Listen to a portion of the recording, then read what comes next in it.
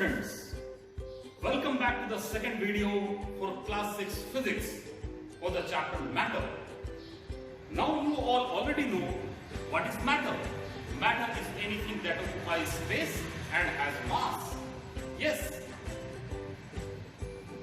this heap of book, no doubt is matter. How did I come to know? Because it has mass and even it occupies space. What about this glass of water? Is it a matter? Yes, it is matter. No, I haven't come to know by tasting it.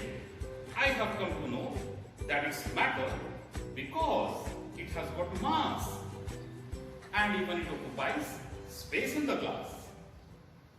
And what about this ball which is filled with air? Is it a matter? Yes, I can feel its mass and even it occupies space. So this is also matter. But what about the air which I breathe in? I can feel the air, but I cannot feel its mass. Then is it a matter? Let us find out by an activity. We'll try to find out, is air a matter?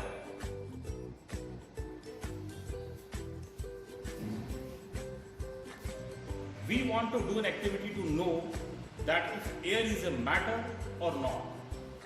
To know whether a substance is a matter or not, you know now that if it has mass and if it occupies space, then only it will be considered as a matter. So let us do an activity to find out whether air has mass or not. So you can see that here I have set up a uniform stick, and both the sides you can see I have tied two balloons. I have inflated two balloons and tied them both the sides. You can see both the sides now they are balanced. Okay, because mass on both the sides is now equal. Now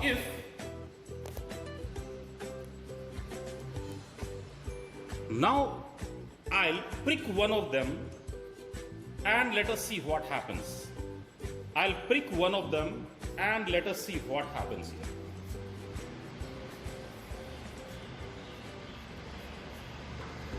So here it is, I can prick any one of them and let us see if it's pricked. Then does the balance remain same or it changes? I can prick anyone, suppose this. Okay, I'm going to prick it. You can see, now see carefully what has happened. It's not balanced both the sides. The side in which we have the inflated balloon has come down, whereas the side in which the balloon has burst is up now. That means it's not balanced. Okay, earlier it was balanced, but now it's not so. So, from this what do we conclude? We conclude that air has mass. How? At first both the balloons had air, so there was mass of the air balanced both the sides. But as I pricked and took out the air from one of the sides of the balloon, then we saw that the other side, which is heavier, came down and the lighter side, that means the side in which the balloon was burst, went up. So this very experiment shows that air has got mass. Okay, so that means, does air have mass? Yes or no? Yes, air has mass. Now we'll see, does air occupy space? But before that, see the balance once again so that you can have a better view. Earlier you saw that both the sides it was balanced. It's the same balance. I haven't changed anything, you know. Now this side is down and that side is up. Okay?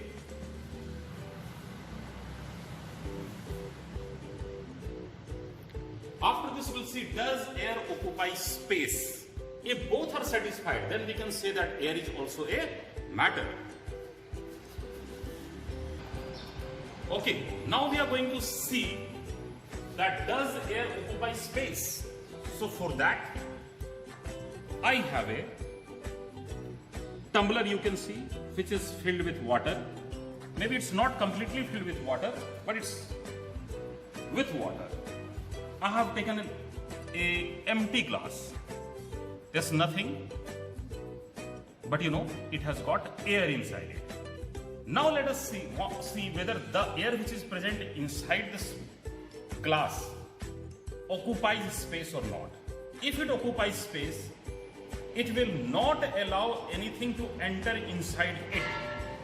Okay, so now air is inside the glass and I am trying to enter the water inside the glass by pushing it in the water. Let us see. What do you think?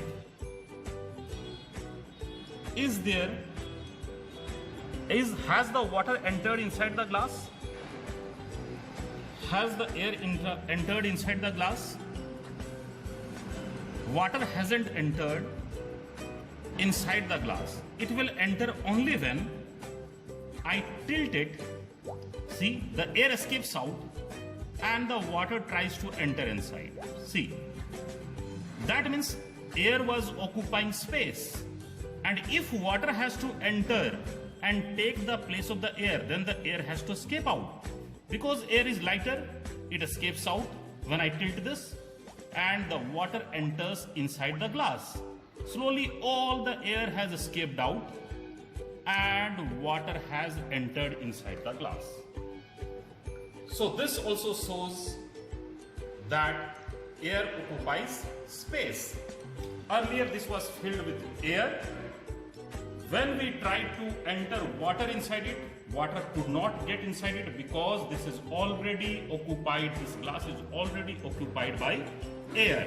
See, it's bouncing up. As I leave, it bounces up. That means air is there. As I tilt this, then the air escapes out being lighter and the water enters inside. So this experiment shows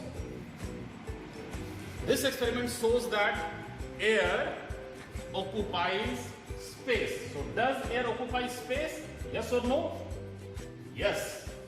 That means both the conditions are fulfilled.